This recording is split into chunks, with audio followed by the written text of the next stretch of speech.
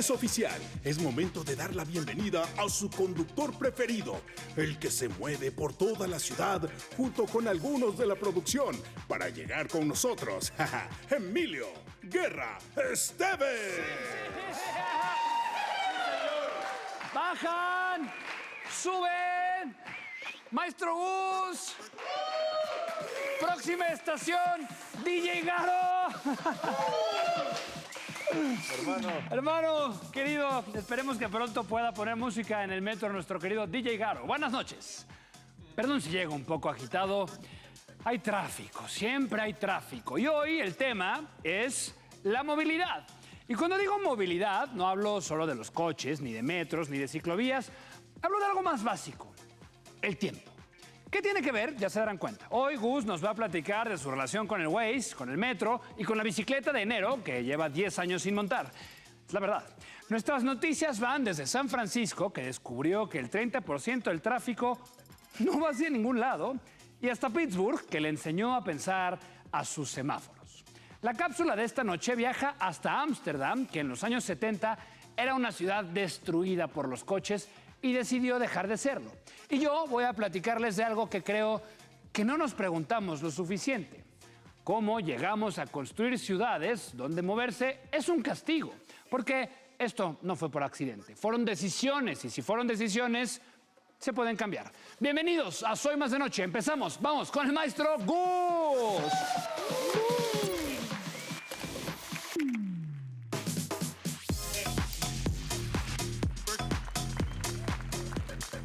¿Cómo está mi banda de Meteponque, Estado de México? ¿Cómo está la banda del Foro 5? Quiero, antes de comenzar, decir que yo ya soy de Metepec oficialmente. Ya me vine a ir para acá. Ya. Porque ya estaba yo harto de la movilidad, mano. Es muy complicado. Está muy bonito aquí, muy bonito, me gusta mucho.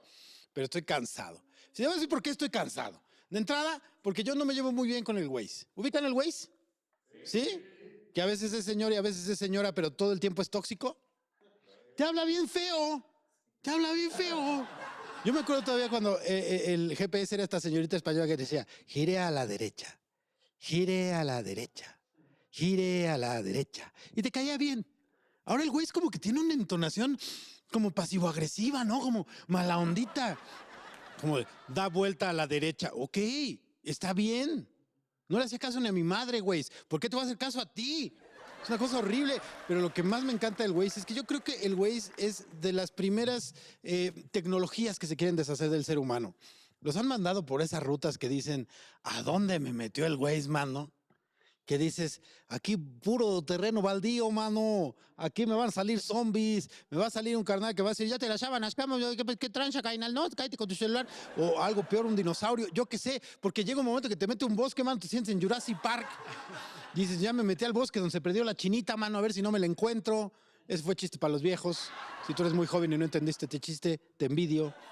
Pero el güey te manda por unas rutas necias, porque además se pone necio. Es casi tan necio como mi tío Ramón cuando está borracho en las reuniones. Porque ya son las 3 de la mañana, ya ni tráfico hay. Y el güey te sigue mandando por unas rutas ahí que parece que estás a punto de descubrir un nuevo continente. Una cosa espantosa, güey. Adáptate. La movilidad es bien compleja, muchachos. Yo por muchos años, sí, la verdad, pues sí usé el metro. Yo, como bien lo saben, pues soy de orígenes humildes, ¿verdad? Y yo me movía por todos lados en el metro y era muy bonito. El gran problema es que ahora, pues ya no cabemos, mano. Ya tienes que decidir encima de quién va quién. Es una cosa muy complicada, porque además, pues estamos, afortunadamente ya las mujeres tienen su propia sección, porque así ya los hombres, ¿verdad? Nos podemos frotar con más confianza. Una cosa horrible, mano, porque lo único bonito del metro es que pues incluye spa, ¿no? O sea, sales de ahí masajeado, ¿no? Con los vapores ahí que se van haciendo, te haces hasta tu sauna. El poro abierto, se te abre el poro, ¿verdad? Aromaterapia, ¿no? Que olor a sope, que olor a elote. Una cosa hermosa, mano. Llegas a tu casa y hasta te preguntan, ¿qué fuiste a la central de abasto? Que no, mano, venía yo en el metro. Una cosa horrible. Ahora ya tienes que calcular tus tiempos. Porque el metro, pues son 25, 30, 50 minutos de espera. Llévate un libro, mano. Es buena opción. A ver si no te lo roban. Pero es una cosa muy complicada ya la movilidad. Yo antes usaba bicicleta. Él dice que llevo 10 años sin usarla. Te equivocas, Emilio. Son 15 ya. ¿Por qué? Es bien complicado, es suicida andar en la bicicleta en estas ciudades. Es una locura. Hay 2, 3 pedacitos, por ejemplo, en CDMX que ya tienen que su ciclovía, ¿verdad? En donde ya son dueños absolutos, ya los peatones ahí no importamos. Pero la bicicleta es una locura, carnal. O sea, tienes que traer como chaleco así con luces y luego ponerte una pantalla. Yo estoy pensando ya, si me voy a comprar una bici, ponerme así una bola disco para que me note yo. Para que me note con un letrero que diga, favor de no desvivirme, porque es una cosa ya muy fuerte. Uno no puede andar ahí y los carros hasta parece que ven una bicicleta y dicen, voy contra este. Parece que están jugando como Grand Theft Auto, ¿verdad? Contra las bicicletas. Así, ahí va un cristiano en la bici, ahí vas tú. Así ando yo en bici, ¿cuál es el problema? Ya sé que parezco hámster en pelota, pero ¿qué más da? Así ando yo. Y andas así y parece que el carro está así de, ahí está ese güey. Hasta ese güey. Míralo. Vamos a centrarlo acá, era. Ahí está. Ahí. Ahorita. Vámonos. O sea, como que le traen tirria a los ciclistas. Pero si no, ¿cuál es la opción, mano? A ver, ahí te va. El güey me va a mandar por los barrios más extraños del planeta. Voy a descubrir universos paralelos, ¿verdad? En el metro, pues me van a sobar, ¿verdad? Pero no de la manera bonita, ¿verdad? No de la manera terapéutica. Voy a acabar ahí apretado. Han intentado entrar a un vagón en hora pico, mano. Es una cosa horrible. Ahí es cuando dices, yo creo fui sardina en mi vida pasada y lo estoy reviviendo. Pero bueno, lo que es un hecho es que la movilidad es muy compleja y yo de aquí no me muevo porque sigue el guapo de Emilio después de este corte. ¡Vámonos! Haremos una pausa antes de traer a nuestro invitado, pero no se preocupen que ya volvemos.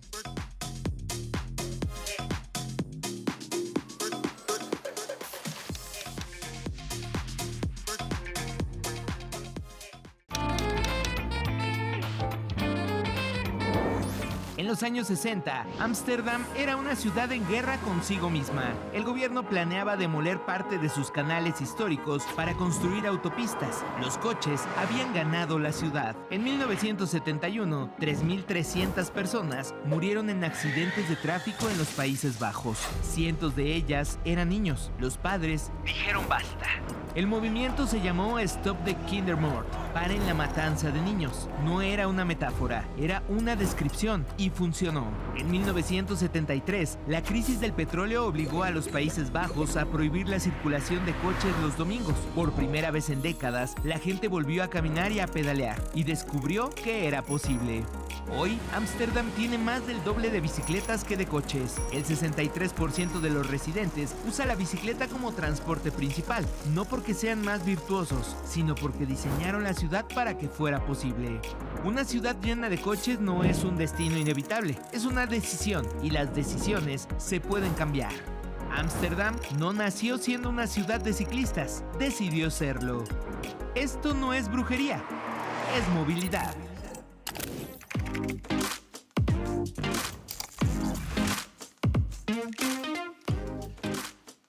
¡Qué bárbaro! El querido DJ Garo cada semana nos sorprende más con su playlist y luego las rolas. Fíjense esto. La siguiente invitada es de esas personas que no trabajan la movilidad desde la teoría, sino desde adentro. Desde la oficina pública, desde los proyectos que sí se implementan y desde los que, pues, no se quedan en el cajón. Ella es, fíjense, licenciada en Ciencias Políticas y Administración Pública por la UAMX. Lleva más de 10 años en el servicio público, trabajando en el cruce entre innovación y tecnología y política pública. Nos han mandado a hacer para el programa. En el Estado de México, ella impulsó la modernización del transporte público, la homologación de sistemas de pago electrónico, programas de electromovilidad, sustitución de unidades por vehículos híbridos y eléctricos y además, si esto no les parece suficiente, fue parte de la coordinación en el Plan Integral de Intervención de la Zona Oriente. Una estrategia de transformación de la movilidad que acaba de ser galardonada por los premios UITP este año. El reconocimiento más importante del transporte público, ¿saben qué? A nivel mundial. También ha trabajado en movilidad con perspectiva de género, que eso es un tema que vamos a abordar hoy. Y eso, esta noche, es una conversación que tenemos pendiente. Bienvenida, mi querida Merari Hurtado. Qué gusto tenerte con nosotros aquí en Soy Más de Noche. Un aplauso para Merari. Y por su premio también, que le acaban de dar. Merari, increíble recibirte con nosotros aquí en Soy Más de Noche. Además, estamos en Mexiquense Televisión. Bienvenida. Platícanos tu perspectiva de esto. ¿Cómo se vive la movilidad en un estado tan complejo como el Estado de México? Muchas gracias, Emilio. Gracias por invitarme a tu programa. La verdad estoy muy contenta de poder platicar un poquito, pues, de lo que hemos hecho en materia de movilidad. ¿Cuál es mi perspectiva? ¿Cómo lo veo? El tema de movilidad es uno de los problemas fundamentales que hay que atender en materia de política pública en la entidad, ¿no? Claro. Somos el estado más grande, ¿no? Somos más de 18 millones de habitantes y lamentablemente no tenemos un servicio de transporte público eficiente y digno para las personas, ¿no? Tenemos esta deuda histórica con las y los mexiquenses de poder llevar un servicio de transporte público digno y que mejore la calidad de vida de las personas, porque no solamente es moverse de un lado a otro, sino que es cómo pasa el tiempo la gente, ¿no? Y eso se traduce en mejora de calidad de vida.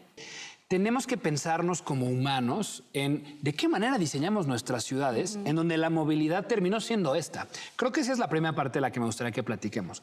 ¿Cómo llegamos por diseño a estos errores, digamos, sistemáticos en la manera de movernos? El tráfico en la Ciudad de México es cada vez peor. El tráfico aquí en Metepec, en Toluca, también es cada vez peor.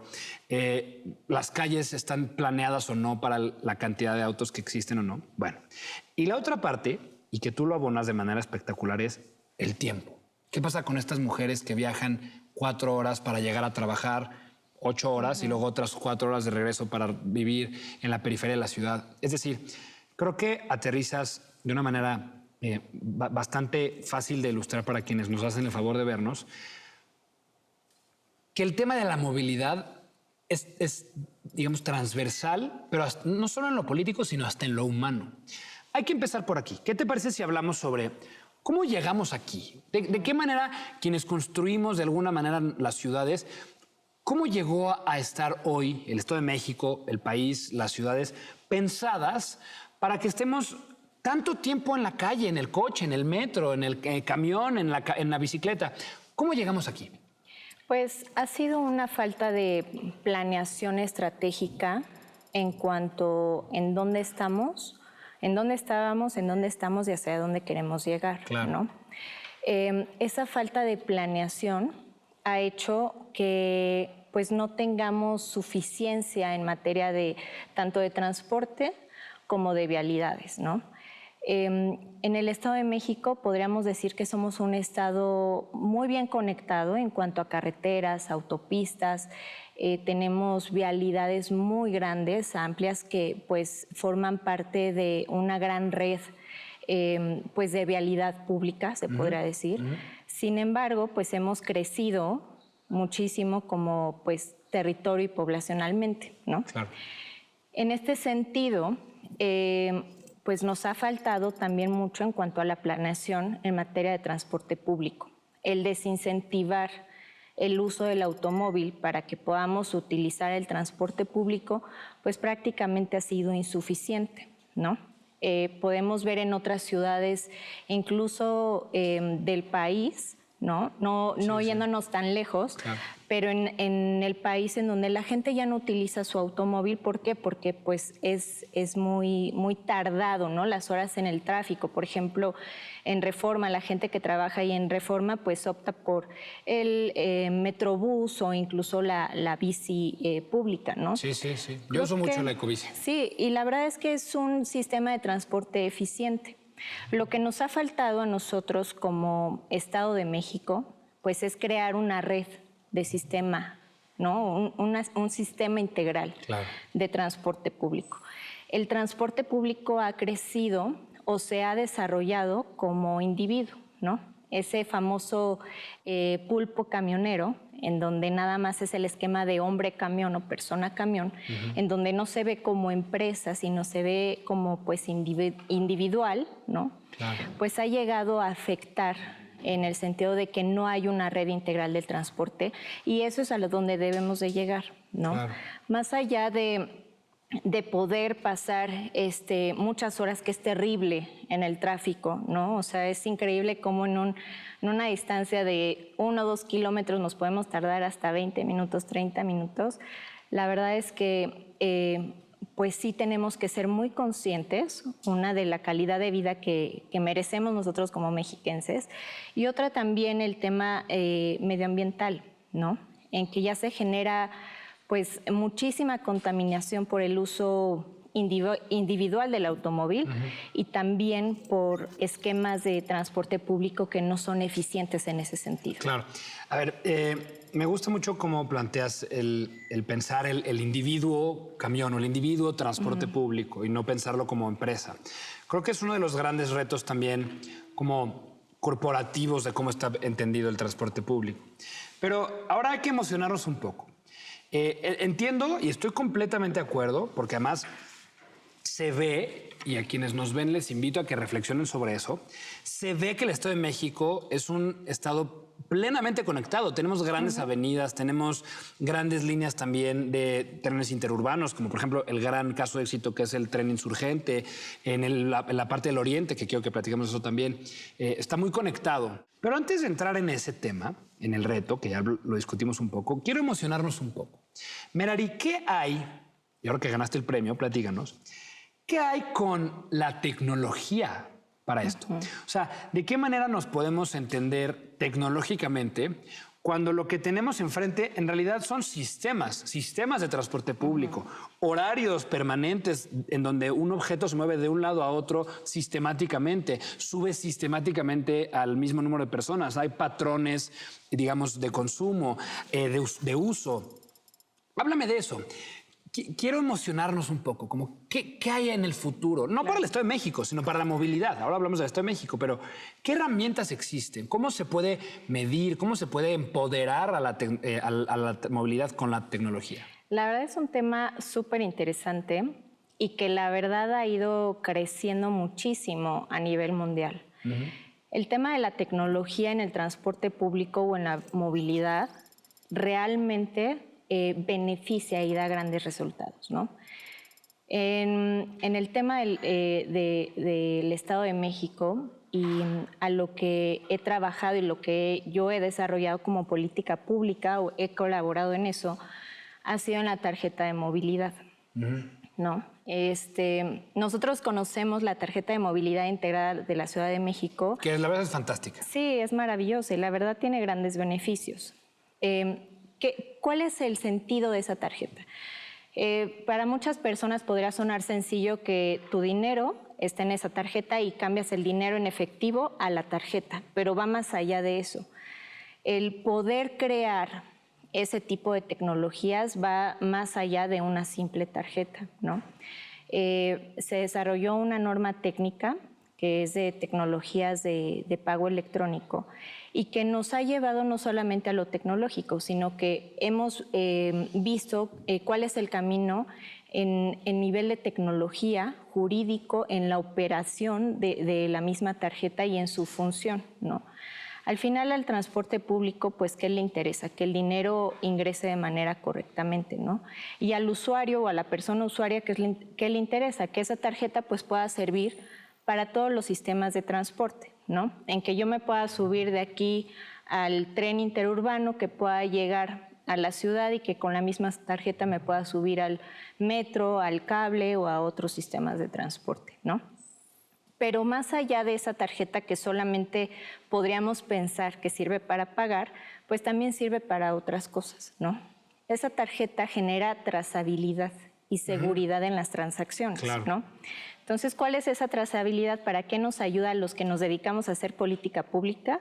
Pues a saber cómo se mueve la gente. Totalmente. De dónde transita, de qué punto a qué punto. Entonces, si yo, Merari, me subo en la estación A y llego a la estación B, lo que yo quisiera saber es cómo se mueve la gente para poder eficientar los sistemas de transporte, ¿no?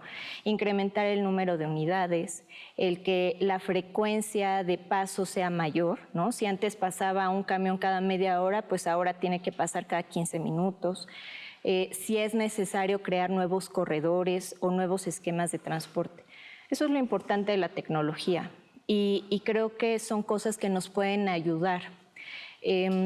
En el tema de la planeación de los sistemas de transporte lleva mucho tiempo.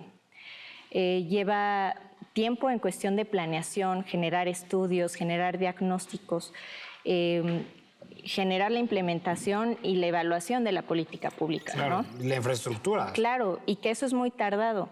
Entonces, si lo hacemos al mismo tiempo, mientras lo estamos ejecutando, por ejemplo, mientras me subo al camión o mientras me subo al tren con una tarjeta, pues ya vamos adelantando ciertos pasos. Totalmente. ¿No?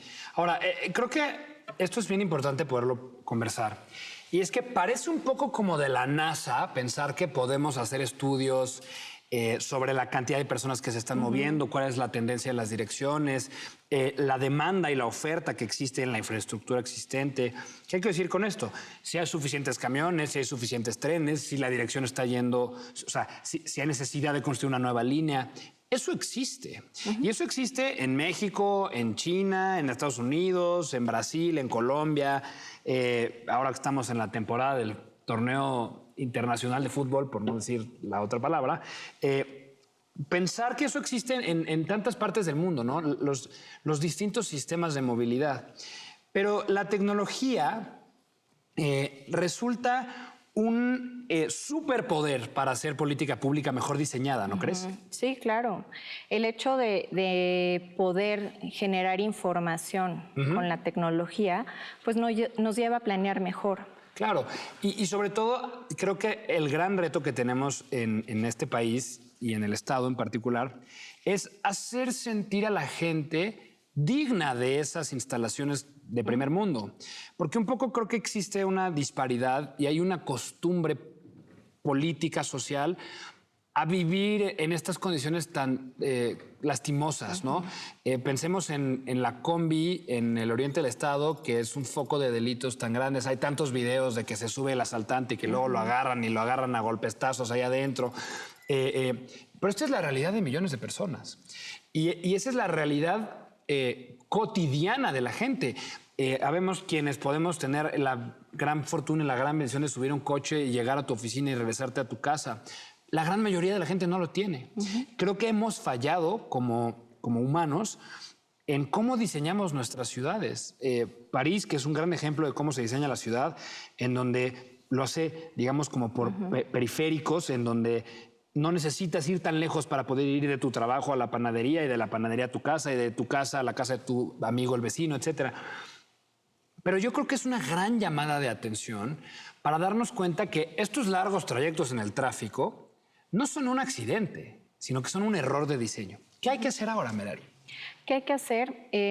Yo creo que lo que hay que hacer mejor es planear y dar continuidad a los proyectos, ¿no? El hecho de planear mejor permite el que podamos saber hacia dónde van nuestras ciudades, ¿no? Claro. Yo podría decir que hay un exceso de proyectos en materia de movilidad en el Estado de México, que todos son necesarios, son suficientes y que podrán resolver en una gran parte lo que está viviendo la mayoría de las personas, ¿no? En el caso, lo que tú mencionabas del premio de UITP, eso fue lo que reconoció, ¿no? En materia del Plan Integral de Intervención de la Zona Oriente del Estado de México. ¿Qué es lo que se mejora en ese ámbito? Pues es realmente saber que no solamente es un problema de movilidad, sino que es un problema de infraestructura, de movilidad, de inseguridad, de agua, de servicios, ¿no? De varias cosas que pues es necesario, pues ahora sí que todos entrarle en ese sentido, claro, ¿no? Claro. Y creo que en esa parte nos hace falta planear mejor y dar continuidad a los proyectos, porque es lo que platicábamos hace un ratito, los proyectos cuestan muchísimo trabajo el poder planear, ¿no?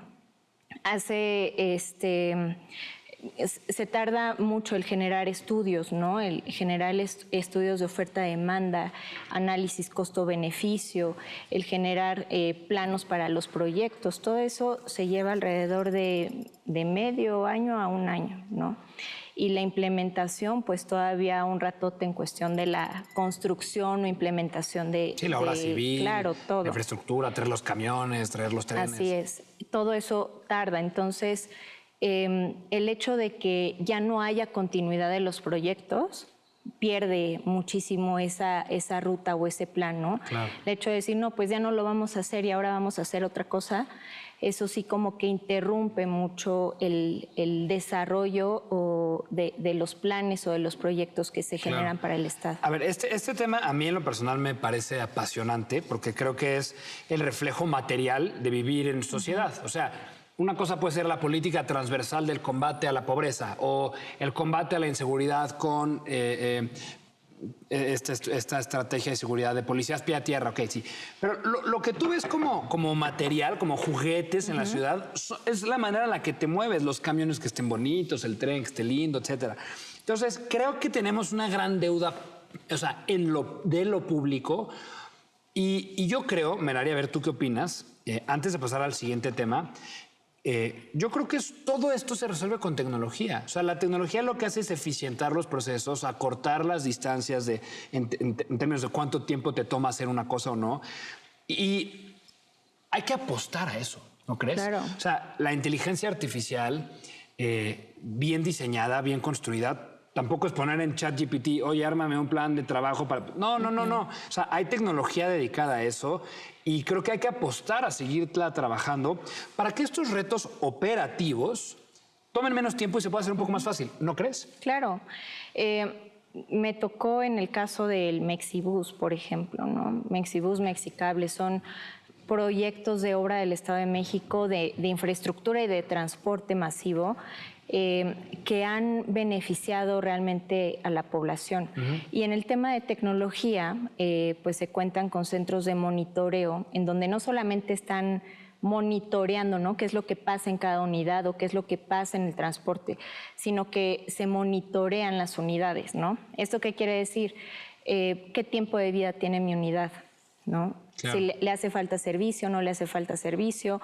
En cuestión de, por ejemplo, se cambiaron unidades de diésel a unidades eléctricas y pues eso también mide pues, la batería, Claro, cosas claro. así. Entonces, la verdad es un ganar-ganar, tanto para el Estado, para el concesionario y lo más importante para la ciudadanía, ¿no? Claro. Que somos las personas usuarias del transporte Totalmente. público. Ahora, quiero que migremos un poco esta temática tecnológica, emocionante, a lo social. Creo que es la consecuencia de la falta de tecnología nos ha llevado a que el transporte público sea problemático en la experiencia de ser un ciudadano en el mundo. Creo que un tema central es la perspectiva de género. Las mujeres padecen peores problemáticas que los hombres. Lamentablemente, me parece, por ejemplo, completamente absurdo que en el 2026 haya calles que las mujeres tienen que recorrer en absoluta oscuridad en ciudades tan grandes, ¿no? Pero también las personas con discapacidad, las niñas, los niños, los trabajadores que tienen que despertarse muy temprano a ir bien lejos. Hablemos de ese rezago que ha lastimado a la sociedad y de cómo urge que la tecnología ayude para que eso deje de pasar. Platícame un poco de eso. Claro. El tema de la problemática que hay no es solamente un problema de transporte público. Claro. Es un problema de la calidad de vida de las personas, ¿no? La gente pasa de 3 a 4 horas, por ejemplo, en la zona oriente, trasladándose de sus casas a sus trabajos, a sus escuelas, y es una labor titánica, ¿no? Sin duda lo es. ¿Cuál es el problema? Que pues sí, tenemos una deuda histórica con las mujeres, con las niñas, los niños, las personas con discapacidad, porque en particular las ciudades no están diseñadas para nosotras las mujeres, ¿no? Claro. Y para muchas otras personas. Entonces, ¿qué es lo importante? El poder generar proyectos con perspectiva de género que atiendan esas causas y que erradiquen prácticamente esas pues, malas prácticas que teníamos antes en la planeación de no pensar en todas las personas, Claro. ¿no? El hecho de poder adquirir una unidad con asientos con más espacio, que las mujeres, no nos vamos a engañar, actualmente muchas mujeres continuamos bajo el sistema de cuidados, ¿no? Claro. Cuidamos a nuestros papás, a nuestros hijos, a nuestros familiares enfermos o más, ¿no? Claro. Y pues necesitamos más espacio, ¿no? En este sentido, ¿por qué lo digo? Porque las mujeres realizamos más viajes, ¿no? Sí, sí. Que vamos al mercado, vamos a comprar cosas, vamos por los niños a la escuela. Entonces, en ese sentido, cargamos con más cosas que un hombre, ¿no? Claro. Entonces, en esa parte sí nos ha faltado el diseñar política pública con perspectiva de género. Y la parte de la tecnología también nos ayuda muchísimo, porque en cuestión de tecnología podemos segregar por indicadores, Claro. ¿no? Cuántas mujeres se suben al transporte público, cuántos hombres, cuántas niñas, niños, ¿no? Claro. Hay un esquema de gratuidad en el sistema de transporte público masivo y eso nos ha permitido conocer cuántas personas con discapacidad, niñas y niños, y cuántos adultos mayores se suben diario al transporte público. Bien, pues lo increíble que la tecnología incluso nos hace usar como unos binoculares para poder ver de más cerca y ver mejor qué problemáticas, quiénes son. Merari, gracias por venir a Soy Más de Noche. Hay que seguir platicando estos temas y de verdad es muy apasionante poder abrir la conversación sobre esto. Gracias por venir, Merari. ¿Dónde te pueden seguir? ¿Dónde te pueden encontrar? Pues estoy en LinkedIn y en X como Merari Hurtado Relstaff y pues muchas gracias. Y solamente comentar que el tema de movilidad es un tema muy importante. Sí, sí. Nos hemos olvidado que es un derecho humano, Totalmente, ¿no? totalmente. Que nos abre o nos da paso a otros derechos como la salud, el trabajo, claro. la educación. Sí, es un centro para poder obtener muchísimos Claro. más derechos. Muchas Gracias, Merari. Pues síganla, ya saben, hay que estar muy pendientes de cómo avanza el asunto de la movilidad y la tecnología. Oigan, no se duerman, seguimos en Soy Más de Noche.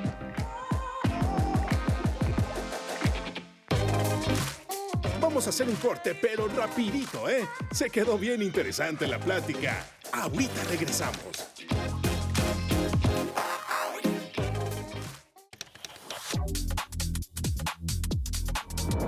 Hoy salí a la calle a preguntarle a la gente cuánto tiempo pierden moviéndose en su ciudad, de sus casas a su trabajo o a la escuela. O si alguna vez se han puesto a pensar eso. Acompáñenme.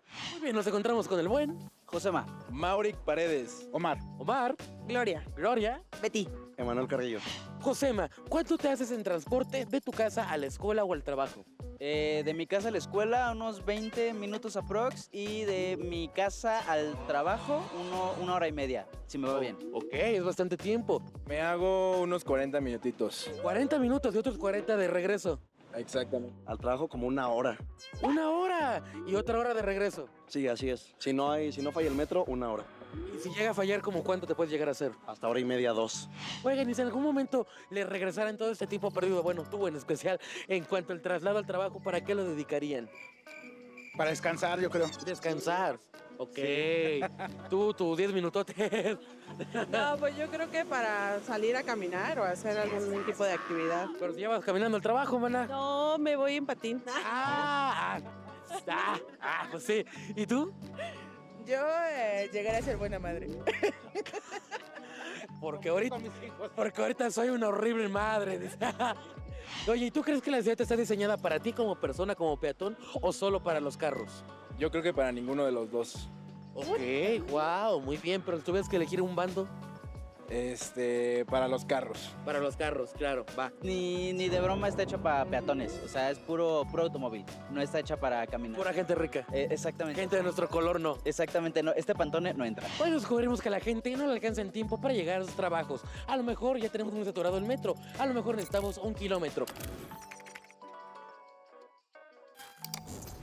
Oye, Oscar, nunca fallas con esos grandes reportajes. Ya hay que compartirlos siempre, porque mira, ahora es momento de irnos directamente al otro lado del foro con nuestro reportero, el reportero Gu.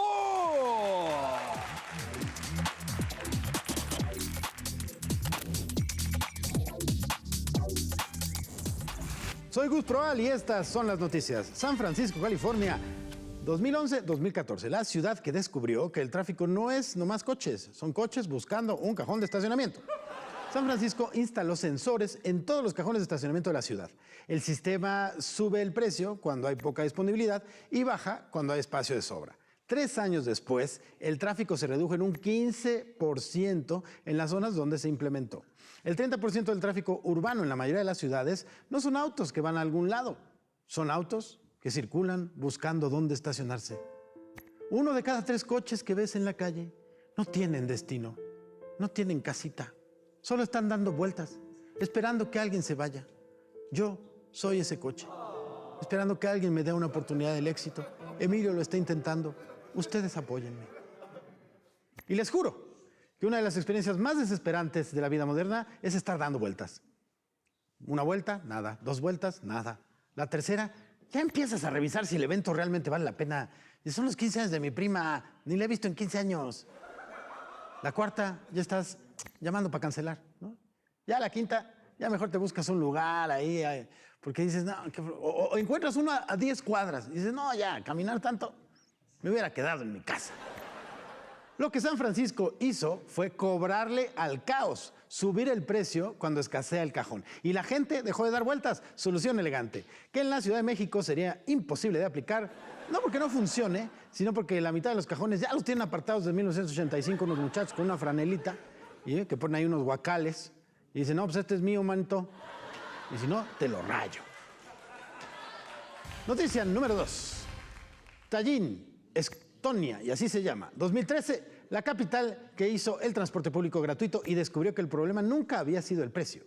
Sin boletos, sin tarifas, sin nada, los índices de uso subieron menos de lo esperado, pero los índices de satisfacción pasaron del 43% al 68% en 2 años. Lo que cambió no fue la frecuencia ni las rutas, fue la relación de la gente con su ciudad, como que se volvieron a enamorar. Y es que es gratis, es hermoso. Yo para eso voy al súper, para las muestras gratis. Lo que en Estonia se descubrió es que cuando el transporte público es gratis, la gente lo siente suyo, lo cuida, lo exige y hasta mejor lo deja. Claro, en un país 4 veces con menos gente que la Ciudad de México, con una historia geopolítica complicadísima, pero aquí si lo hicieran gratis, vamos a ser honestos, si nos dejan el transporte completamente gratis, nos los llevamos a nuestras casas. Noticia 3, Pittsburgh, Pensilvania 2012. Le enseñaron a pensar a los semáforos y funcionó. Pittsburgh instaló un sistema de inteligencia artificial en sus semáforos que aprende los patrones de tráfico en tiempo real y ajusta los tiempos así solito. Resultado, 40% menos tiempo de espera en intersecciones, 21% menos emisiones sin construir nada nuevo, solo enseñándole a los semáforos a pensar, lo cual los coloca intelectualmente por encima de muchas personas que yo conozco y sobre todo del semáforo de la esquina de mi casa. Ese semáforo lleva 11 años con los mismos ciclos, ¿no? 30 segundos en verde, 4 minutos en rojo, no importa si son las 3 de la mañana, no cambia, igual que el Waze, no importa si no hay un solo coche. 4 minutos ahí en rojo, viendo la calle vacía. Ese semáforo no ha aprendido nada, señores y señores. Ese semáforo es como mi tío Ramón, que ya se acomodó en sus costumbres y no escucha una canción nueva desde 1985. Pero bueno, esas fueron las 3 noticias de esta semana. San Francisco encajonando precios, Estonia regalando transporte y, por supuesto, Pittsburgh, que le enseñó a pensar a los semáforos más que a algunos de los votantes de ese país. Y mientras, en Ciudad de México se sigue discutiendo si el segundo piso necesita un tercer piso. Soy el Maestro Gus. Nos vemos a la próxima. Gracias. Es momento de hacer una pausa. Ya regresamos.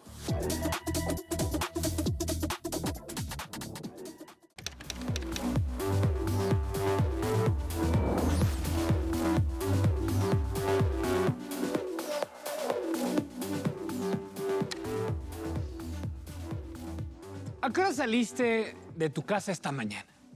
Y mira, no lo digo para hacerte un examen, lo digo porque quiero hacer una cuenta con ustedes. Si su trayecto diario es de 1 hora de ida y 1 de vuelta, y eso en muchas ciudades de este país es un escenario optimista, están entregando 2 horas de su vida al tráfico, al metro, al camión, a la esquina donde nunca llega el transporte, todos los días. Bueno, 2 horas al día, 10 horas a la semana, 44 horas al mes, 528 horas al año. Esos son 22 días completos. O sea, 22 días de sus vidas cada año, hagan cuentas, consumidos en el traslado. Sin dormir, sin comer, sin descansar, solo moviéndose o intentando moverse. Eso, queridos espectadores, si el trayecto es de 1 hora. Porque en la Ciudad de México, el promedio real de traslado es de 1 hora y 40 minutos de ida, solo de ida. Y hoy quiero hablarles de movilidad, pero no del tráfico abstracto. Quiero hablarles del tiempo. Porque el tiempo es lo único que no se recupera. El dinero perdido en gasolina en casetas, en tarifas de transporte, todo eso la verdad es que se puede recuperar. Pero los años entregados al tráfico de la Ciudad de México, a la fila del metro en la mañana, a la avenida que no avanza, al camión que nunca llega, esos no. Y eso no es una queja personal. Es la descripción de un problema público que nadie ha decidido resolver con la seriedad que se merece. Y tengo que hacerles una pregunta que rara vez alguien se hace. ¿Cómo llegamos aquí? ¿Cómo llegamos a la conclusión de que moverse por una ciudad tiene que suceder por defecto en un coche de 4 ruedas sobre una franja de asfalto atrapado entre otros coches de otras 4 ruedas? La respuesta tiene nombre y apellido: el siglo XX. La industrialización masiva de los años 40 y 50 creó el mito del automóvil como símbolo de libertad, de progreso, de modernidad. Y las ciudades, primero, imagínate, las norteamericanas, luego el resto del mundo, se rediseñaron alrededor de este mito. Se ensancharon calles, se tumbaron parques, se construyeron autopistas a través de barrios completos. Jane Jacobs, la urbanista que en 1961 escribió el libro que cambió la manera en que entendemos las ciudades. Lo documentó con rabia y con datos. Cuando construyes una autopista para el coche, no solo construyes una autopista, sino que destruyes todo lo que estaba debajo. Las aceras, las tiendas de la esquina, los vecinos que se conocen, el famosísimo tejido social que hace que una ciudad sea viable. Las ciudades latinoamericanas terminamos por copiar ese modelo sin adaptarlo. Construimos anillos periféricos y luego más anillos periféricos y luego los periféricos, ¿qué pasó? Se llenaron y luego construimos segundos pisos sobre esos mismos anillos periféricos. Y luego, ¿qué crees? Los segundos pisos también se llenaron. Y seguimos construyendo y el tráfico siguió igual. Porque lo que aprendimos es que cuando añades capacidad vial, lo que produces no es más fluidez, sino, sorpresa, más coches. Siempre más coches. Pero el tiempo no es lo único que perdemos en el tráfico. La Ciudad de México tiene alertas de calidad del aire por contaminación de forma regular.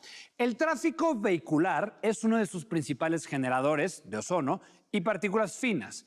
Y los niveles de estrés documentados en personas que hacen trayectos largos en condiciones de congestión son comparables, en términos de cortisol, a los de personas, escucha esto, que trabajan en condiciones de alta presión.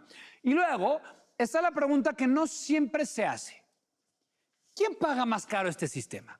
Y la respuesta incómoda es que lo pagan quienes dependen exclusivamente del transporte público. Y dentro de ese grupo hay una inequidad adicional que no podemos ignorar: las mujeres. El 70% de los usuarios del transporte público en el mundo son mujeres. Y las mujeres reportan de manera consistente en todas las encuestas disponibles que el transporte público nocturno es uno de los escenarios donde más inseguridad sienten en sus ciudades.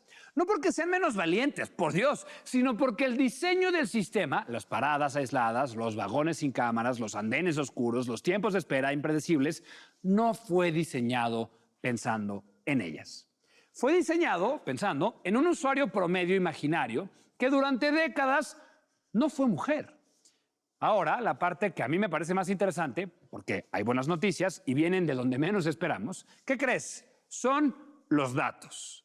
La movilidad fue, durante mucho tiempo, un problema que se gestionaba con intuición.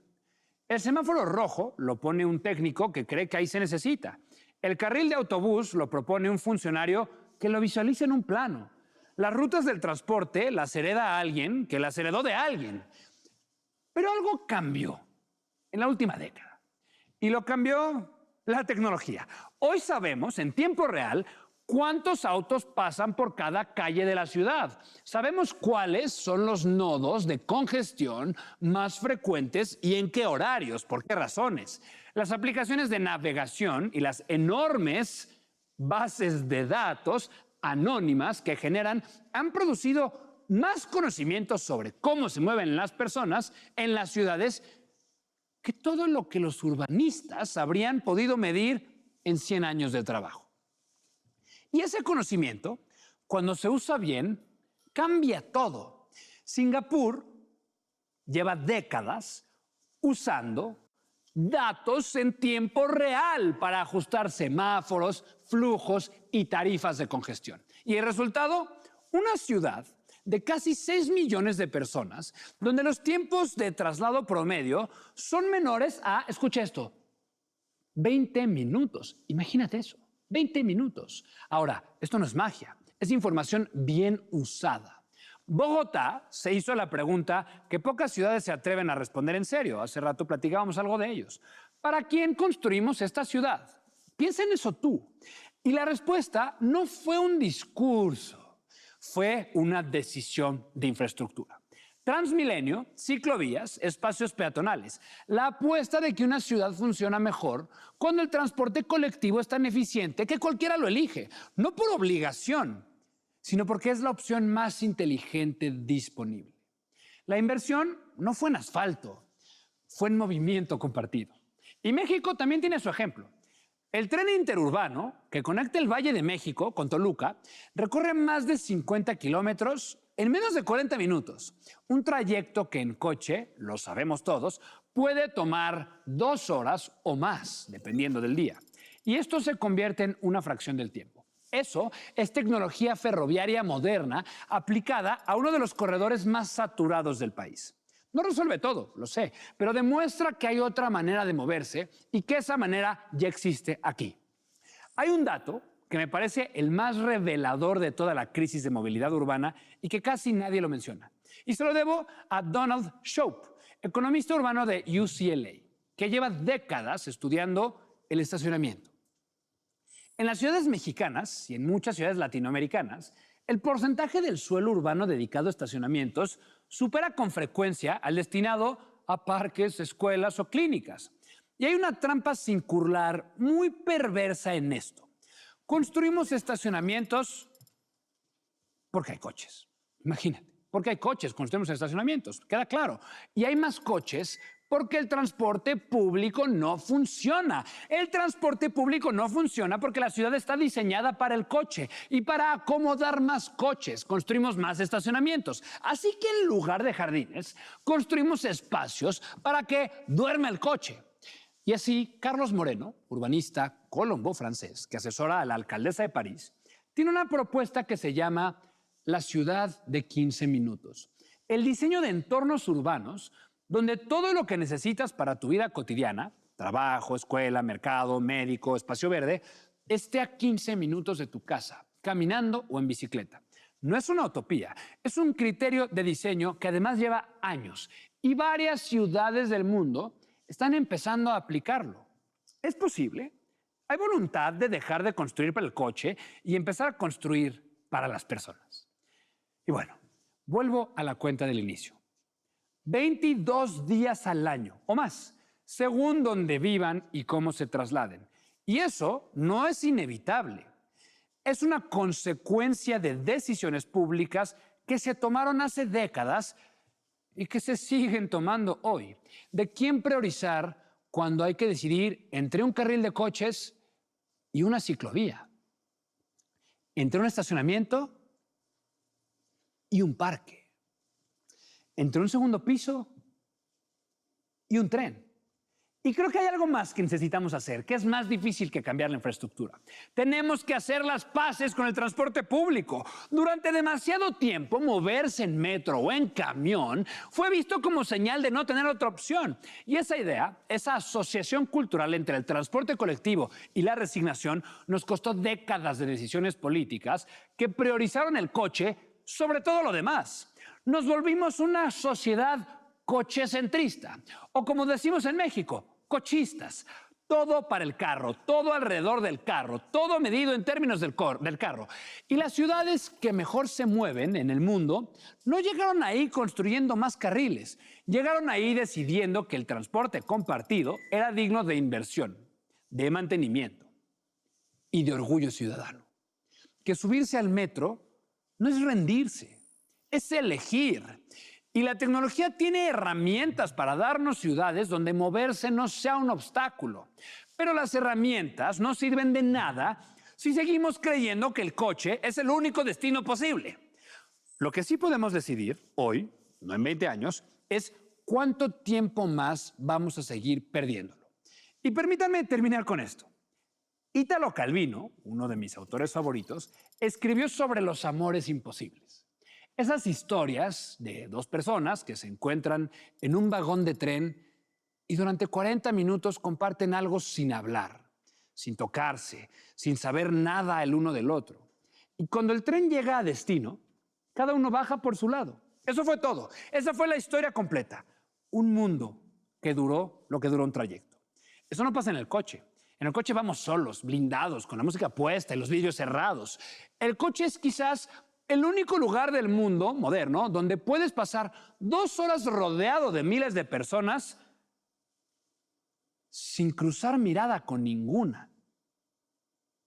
El transporte público, en cambio, es una democracia involuntaria. Te sientas al lado de alguien que no elegiste, que va a otro lugar, que tiene otra vida, y en ese espacio compartido, apretado, imperfecto a veces, muy incómodo también, ocurre algo que el urbanismo rara vez menciona. La ciudad se vuelve real. Nos volvemos vecinos de a verdad. Nos volvemos, aunque sea por 40 minutos, parte de algo más grande que nosotros mismos. Y tal vez eso también explica por qué nos cuesta tanto trabajo soltar el coche. Porque el coche nos promete control, privacidad, la ilusión de que vamos solos por el mundo y llegamos solos a donde queremos llegar. Pero el transporte público nos recuerda que no es así, que compartimos la ciudad con millones de personas que también van tarde, que también están cansadas, que también merecen llegar. Y bueno, antes de irte a dormir, hay que reflexionar sobre eso. Pero bueno, esto fue Soy Más de Noche, amigos y amigas. Nos vemos el próximo sábado a la misma hora. Ya sabes, ¡vámonos!